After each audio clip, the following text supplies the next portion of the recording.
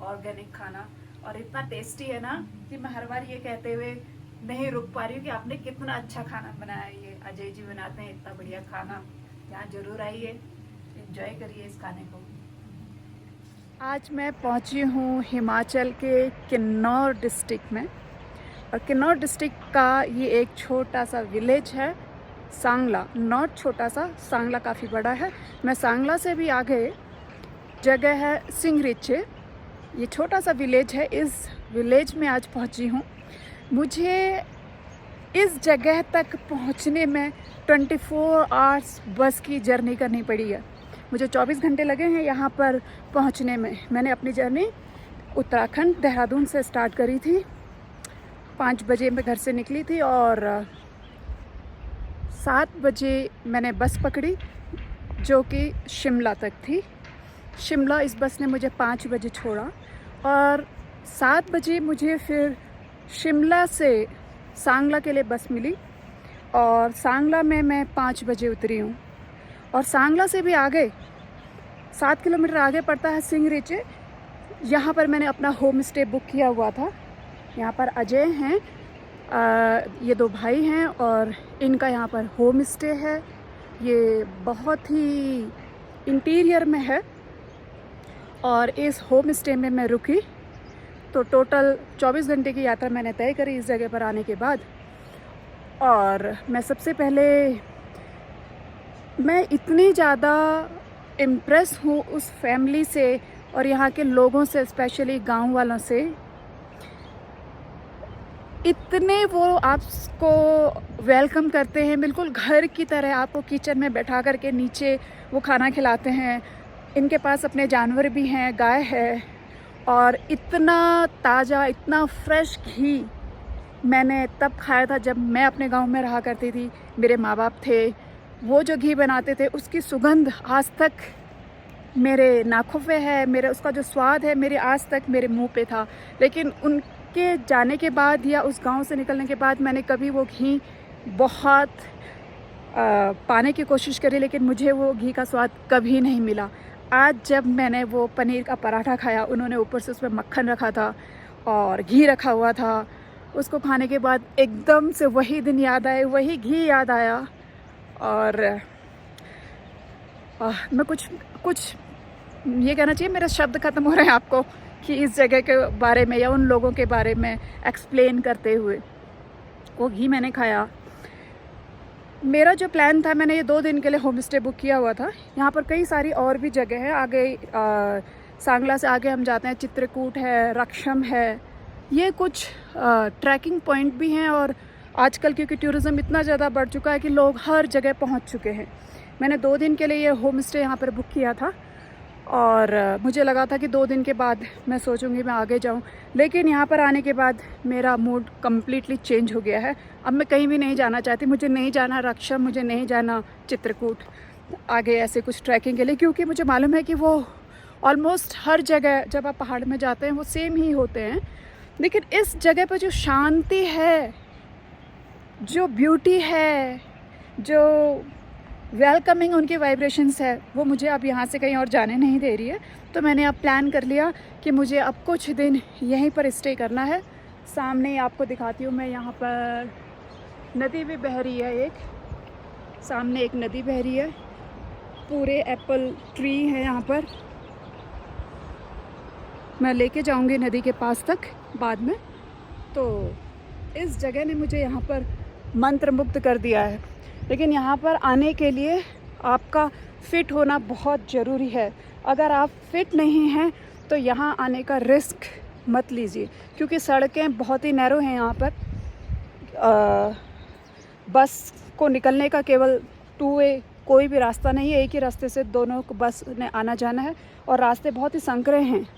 और यहाँ पर स्पेशली इस जगह पर आने के लिए भी आपको थोड़ा सा चलना पड़ता है, पहाड़ी वाला रास्ता है। बाई चांस यहाँ पर आकर के अगर कोई तबीयत ख़राब हो जाए, कुछ हो जाए, तो बहुत मुश्किल हो सकता है। लेकिन अगर आप हेल्दी हैं और अगर आप पीसफुल स्थान ढूंढ रहे हैं तो this is the best place to stay. मैं आगे को कंटिन्यू करूँगी, कुछ मुझे मिलेगा आपको बताने के लिए। तो तब तक के लिए बाय बाय। जहाँ पर मेरा होम स्टे है, बस उसके सामने ही ये रिवर बहती है। कितना सुंदर नज़ारा, ये देखिए, ये है यहाँ की ब्यूटी, यहाँ का दृश्य।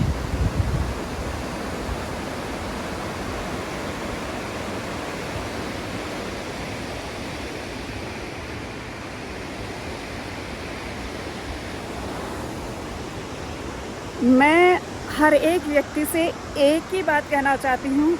मेरी हर एक से एक ही रिक्वेस्ट है कि आप सबसे ऊपर अपनी हेल्थ तो रखिए। अगर आप स्वस्थ होंगे तो आप जीवन को पूरे तरीके से एंजॉय कर पाएंगे, जीवन का पूरा लुत्फ़ उठा पाएंगे। तो अपनी फर्स्ट प्रायोरिटी पर आप अपने जीवन को, अपनी हेल्थ को रखिए। उसके बाद सब कुछ सेकेंडरी है, क्योंकि थोड़ा बहुत पैसा भी होगा ना तो भी आप सब कुछ कर लेंगे, तो भी आप गुजर बसर कर लेंगे। अगर आपके पास शरीर नहीं होगा तो आप हर चीज़ से हाथ धो बैठेंगे।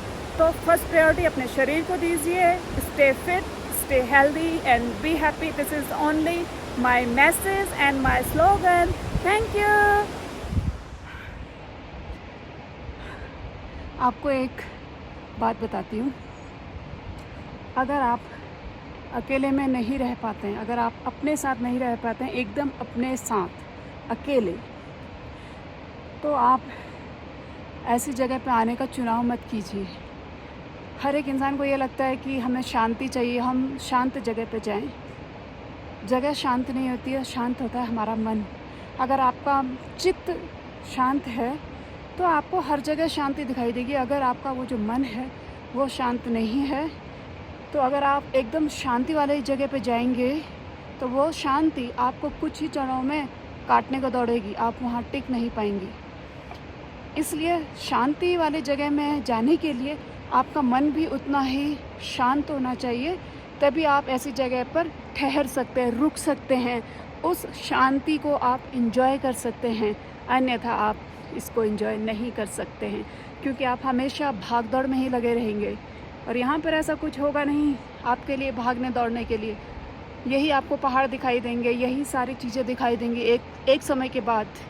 इसलिए अपने साथ रहना सीखें, अपनी कंपनी को एंजॉय करना सीखें, अपने आप को इतना बेहतरीन इंसान बनाएं, अपने आप को अंदर से इतना मेलोडियस इंसान बनाएं कि आप हमेशा अपने साथ रहना चाहें, अपनी कंपनी को एंजॉय करना चाहें। क्योंकि आप बोर कब होते हो? हम कई बार कहते हैं अकेले में मैं बोर हो गया, तो इसका मतलब है कि आप किससे बोर हो रहे हैं? आप अपने आप से बोर हो रहे हैं। आपको अपनी कंपनी पसंद नहीं आ रही है, क्योंकि हमेशा आप कभी ऐसे व्यक्तियों के साथ में भी होते हैं जिनके साथ आपको अच्छा नहीं लगता, तो आप बोलते हैं कि मैं बोर होने लगे, क्योंकि आपको उनकी कंपनी पसंद नहीं आ रही है, इसलिए आप बोर होने लगते हैं। इसलिए आप अपने आप से भी बोर हो जाते हैं। अगर एक जगह पर आप रहते हैं या कुछ होता है, आपको अच्छा नहीं लगता है, तो आपको अपनी कंपनी पसंद नहीं आ रही है। जैसे आप लोगों को बदलते हैं, जब आपको लगता है कि आप इस व्यक्ति के साथ अच्छा नहीं फील कर रहे हैं, तो आप उस व्यक्ति को बदलते हैं, आप फिर दूसरे व्यक्ति के साथ जाना पसंद करते हैं। इसी तरीके से आप अगर अपने साथ नहीं रह पा रहे हैं, अपनी कंपनी को आप एंजॉय नहीं कर पा रहे हैं, तो अपने आप को बदलिए। जीवन का जो पूरा प्रयास है वो खुद को बदलने का है। हर पल अपने आप को बदलिए, हर पल अपने आप में परिवर्तन लेके आइए, तभी एक ऐसा पल आएगा जब आप बिल्कुल स्थिर हो जाएंगे अंदर से। बाहर आपकी दौड़ चलती रहेगी, आप कहीं भी जा सकते हैं, कुछ भी कर सकते हैं, लेकिन आप अंदर से एकदम स्थिर हो जाएंगे। तो इस स्थिरता की ओर बढ़ें और अपने जीवन का आनंद उठाएं, लुत्फ़ उठाएं। Thank you.